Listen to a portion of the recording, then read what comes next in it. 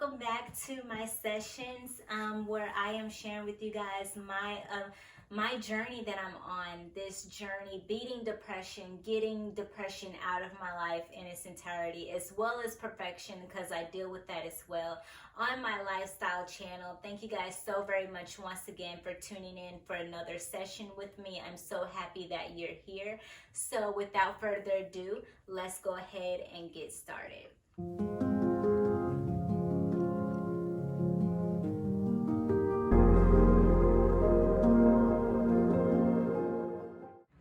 Okay guys, so this week, I wanted to go ahead, I wrote down a few things this time, and I wanted to go ahead and get right into the therapy part of it. So today I wanted to talk to you guys about basically how depression affects your body.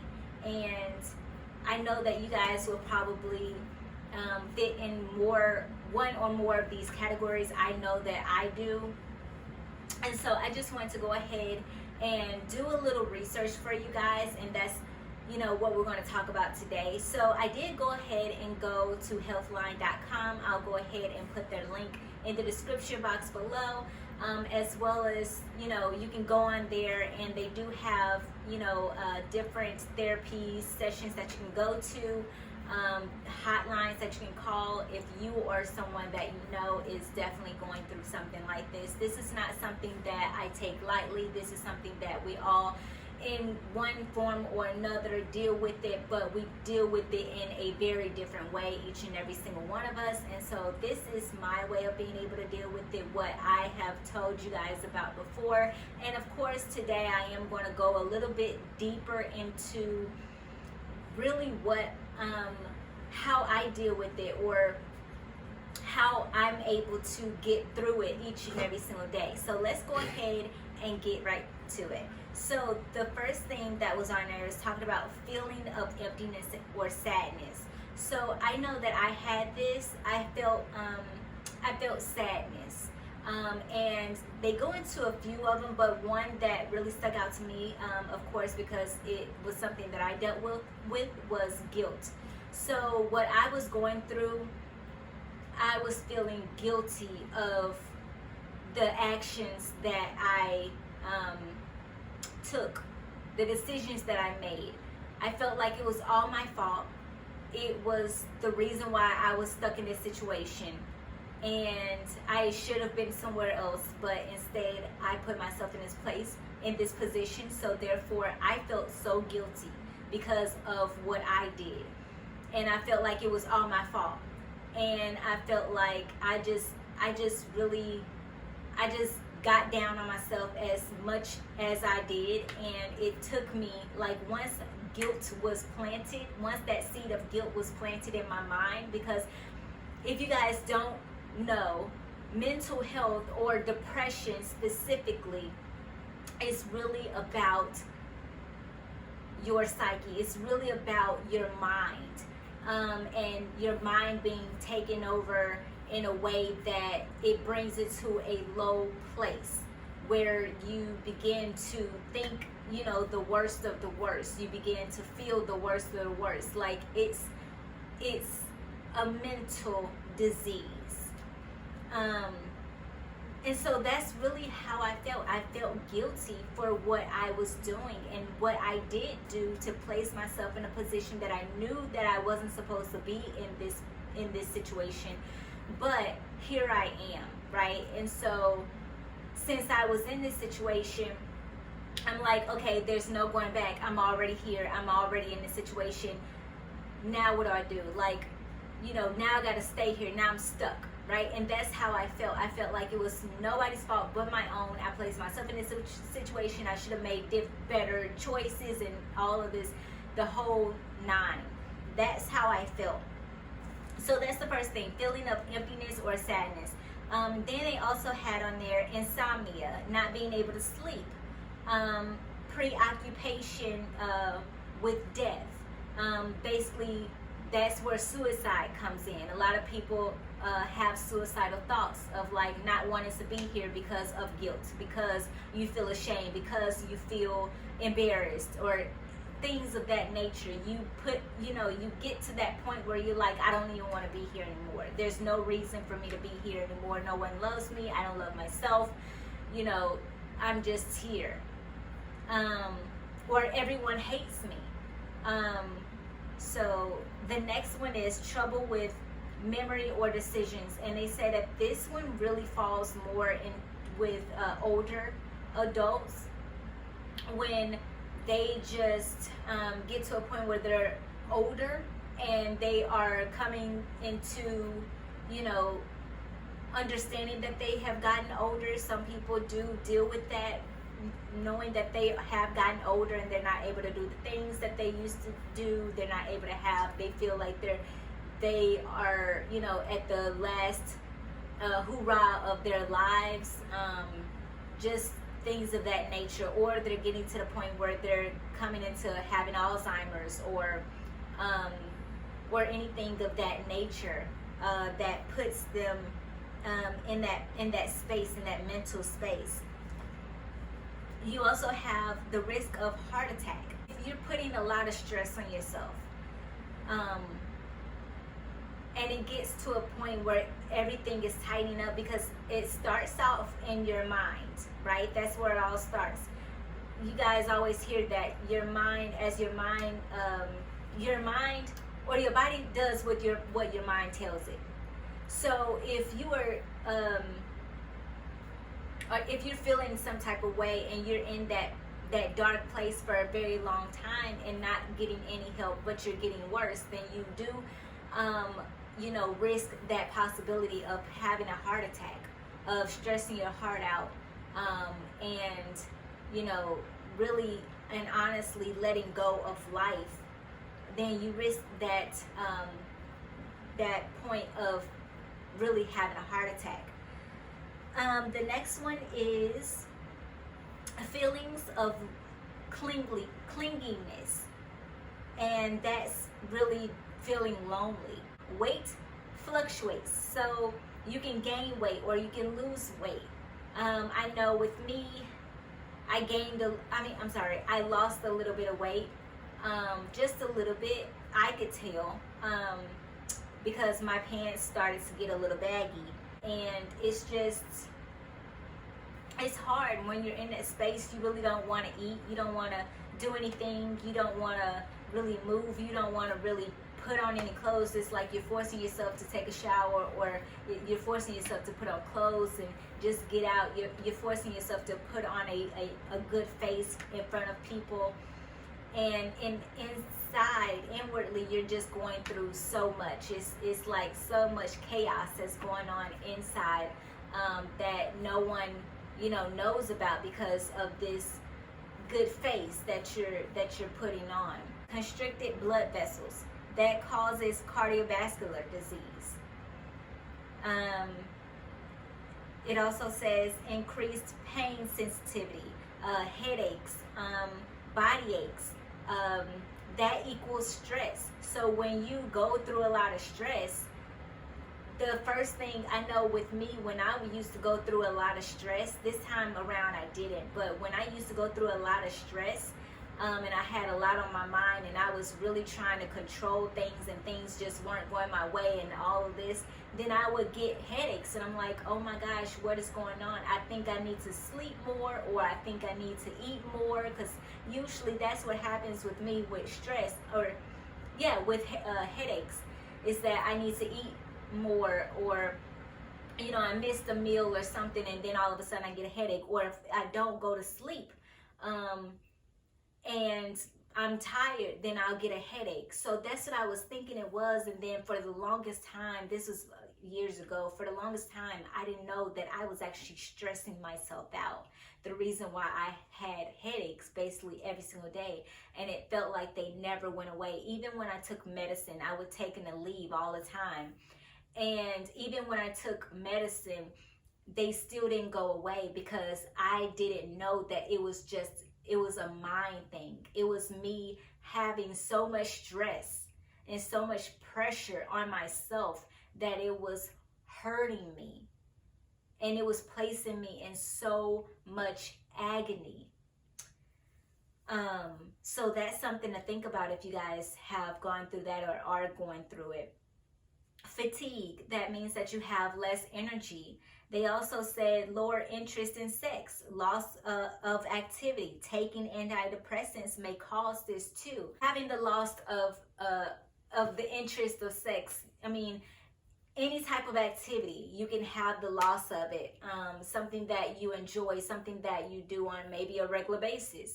But it's something that is an activity that you just aren't interested in because you rather just be in a place where no one else is around, that like honestly you want to, how you really feel and what you're really going through on the inside is like, I don't want to be bothered, I don't want anyone around me, I don't want to talk about anything, I just want to basically stay in this little dark bubble, this dark hole, because that's where I feel more comfortable. That's where I feel like, you know, I can just sit here and not be bothered and just go through what I'm going through. And a lot of us, I feel like a lot of us, we feel like, okay, if I just go through the motions, if I just go through this, then maybe it'll pass. At some time it'll pass.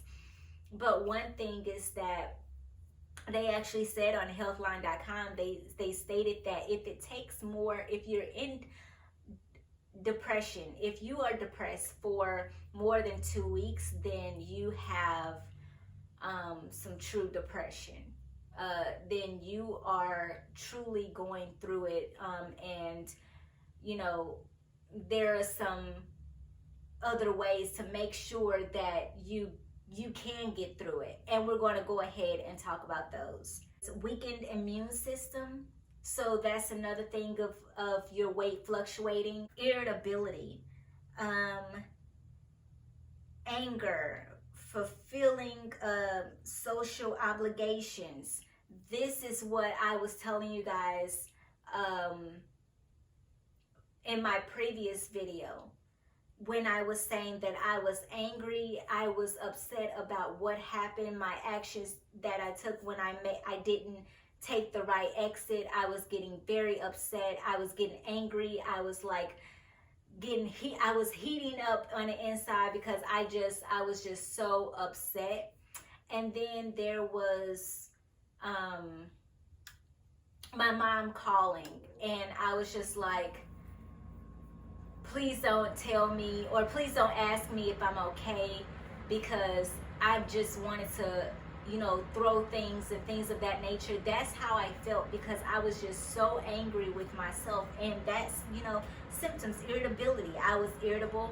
I was definitely angry. I told you guys I was pissed. And fulfilling society or social obligations. So that's with social media. I told you guys before that I didn't want to go on social media. I didn't do anything on social media. I didn't feel like I wanted to be on social media. I didn't want to do anything. I used to be on social media all the time. I was on Instagram like constantly, every single day, to go ahead and build my platform on there.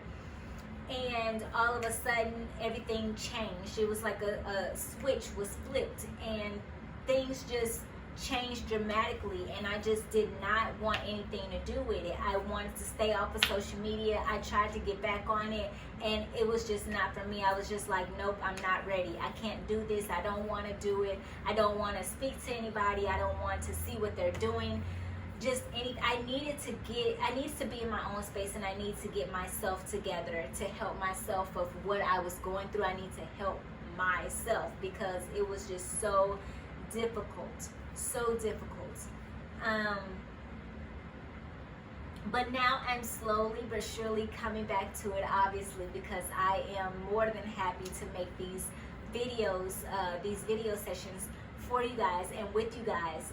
So also, if you have any questions about any of this information, like I said, I will have the link for healthline.com down below. But also, if you do have any questions that you want to ask me personally, definitely go ahead and ask me. I am more than willing to go ahead and answer them. Just make sure that they aren't anything that's crazy, because of course I'm not going to be answering those questions. But if it is about, and you're serious about, mental health, depression specifically, or anything in that area, then definitely go ahead and ask me. We are here together. We're going through this together. It's non-judgmental zone. So definitely don't worry about what someone else may think, because at the end of the day, I am putting my entire life out here on the line to be able to provide you guys with that safe space and community, to help you guys know and understand that it's okay to talk about it. It's okay to talk about it with someone. And so as I say that's a great segue into the treatment. So they did have a couple of treatments on there that I definitely want to go ahead and share with you guys. So starting out with behavioral therapy, they have cognitive therapy. Of course, that's making sure that you think better. You have better thoughts. You, like I was telling you guys before, and what I'll continue to tell you guys here on out, make sure that you talk, right to yourself. Make sure that you give yourself that pep talk. Make sure you talk to yourself in a positive way, in a positive light. Give yourself that affirmation. Give yourself that encouragement that you need. Give yourself those good vibes, right? Give yourself that love. I always used to talk about self-love, and I want to continue to talk about that because it's so important. Because a lot of times we always look at what other people are saying and how other people are viewing us and things of that nature, but we don't ever take the time and opportunity to go ahead and look within ourselves and give ourselves some self-love. So I definitely want to let you guys know to make sure that you definitely go ahead and do that, because it's very, very important. Y'all, we should be waking up and giving ourselves some love, because and appreciation, and respecting ourselves, and appreciating ourselves, because we can't change who we are. We can't change what we look like, but we can change the way we think about ourselves. And so it should always start with that. So cognitive therapy and also interpersonal therapy. I talked to you guys about this as well. So go ahead, as I say that I keep talking about this, I talked about this, I talked about that. Make sure you go ahead and check out the previous videos before this one. Also, make sure, if you are looking at this one, thank you so very much. Make sure you go ahead and subscribe so you don't miss any of the next sessions that will come after this one. But definitely go ahead and check out the previous sessions, because you definitely don't want to miss that, especially because I will be referring back to a few of those sessions, those previous sessions, as I am doing right now. But I want you guys to be able to listen to the entire sessions of those, as the previous sessions as well, so that you can get more of the context and understanding as to what I'm talking about now. So anyway, interpersonal therapy, I talked about this as well, and I talked about how I needed to, I prayed to God, and I was telling him that I needed to get into a community, a women's group with my church. I needed to get into that because I did not have that. I also, not even thinking about it, thank you Lord, not even thinking about it, that I was kind of in a lonely phase as well. I felt guilty about what I did, my actions, and I also felt lonely. I felt like I was in this by myself. I felt like there was no one to help me. We all feel that way, especially when we are in a dark place such as depression. But you know what? Interpersonal therapy is so amazing. So what I would say with that is, not therapy. A lot of times when people think therapy, they think automatically like, oh, I need to go see a therapist, because that's the only way that I'm be able to go get out of this or go get through it. And I would tell you that's only one option. However, there are other options as well. I told you guys that my option, my way of being able to do this, I don't have no money, okay, for a therapist, but my Heavenly Father is my therapist, okay? So therefore, he has truly helped me through my depressive state.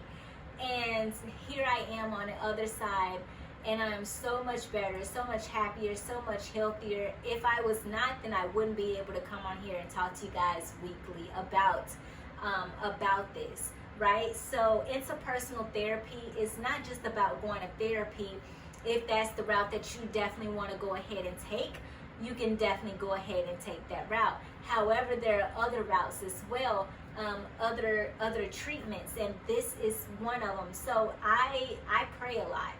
I am a Christian and I pray my butt off, right? And so God, like I said, is my therapist. He has truly helped me through this journey, and he continues to help me daily. I prayed to him and I told him that, I want to get into a women's group. I attend Elevation Church, so therefore they have online e-groups, right? They have e-groups. They have online e-groups, and I am a part of the online community. So I am now in an online women's group. And I encourage you guys, if you know anything about Elevation Church, definitely go ahead and be a part of an e-group. Or if you want to go ahead and if you attend another church, definitely go ahead and be a part of the activities that you have at church. Make sure you get into a great Bible-based church if you're not in church right now. That's also a great way to be able to have someone to definitely talk to about what you're going through, because they're non-judgmental at all. Pray about it. Have God help you to find the best church that is best for you in your area if you want to go that route. Right now I am a part of an e-group, a part of a women's group, as I told you guys before, and I love my group. I love the people that I'm with. I have been able to really talk to them about what I'm going through and be able to put it all out there. And guess what? I don't get judged for it. They appreciate that I'm open, because what it has done is by me being able to talk about what I've gone through, other people have also talked about what they are going through or what they have gone through. And so you open up that conversation, you open up that opportunity for you guys to be able to go through it together and say, hey, this is what helped me when I was going through it, or what I am doing while I am going through it. And they can say the same thing. So you can definitely, share ideas and share what you've gone through, share commonalities with each other to help each other through this journey. I would also say stress reduction. They talked about stress reduction. So you can exercise, you can do yoga, you can get a massage, you can do meditation. So what I do yoga, right? I will honestly say that I haven't done it for a little bit, okay? But I do love my yoga. So yoga is really like stress-free. If you do any exercise, look, the one thing I will tell you is that if you are angry all the time, if you're irritable all the time, wherever you may be in your mental state, if you exercise or do yoga, you won't be there anymore, because it's all about breathing. You have to breathe in order for you to be able to continue that exercise, right? Or that yoga position, right? So you have to learn how to breathe. You have to learn how to inhale and exhale and allow all of that stress, all of that weight that you're holding on to, you just got to release it all, right? For you to be able to effectively make it through the session, the yoga session, or the exercise. Or if you're running, you got in order for you to not just drop and faint because you're trying to hold all of that in, you got to release it. And so I hope that all of these all of what I talked about today has helped you, and it continues to help you with all that you're going through in your mental states, and what you're going through, and what you have gone through. If this is something that has passed for you, but it's still something that lingers just a little bit, I hope this helps as well. Also, what I want to share with you guys is that it says on here that treatment for depression is effective 60 to 80%. So all that I just talked about as far as the treatment processes that you can take, definitely go ahead and try it out, because it can truly change the trajectory of your situation, of your life. And I know that you want to be on the other side of this, on the right side, on the better side of this, right? Because being depressed is depressing. It really is. And I know that we don't want to be in that situation.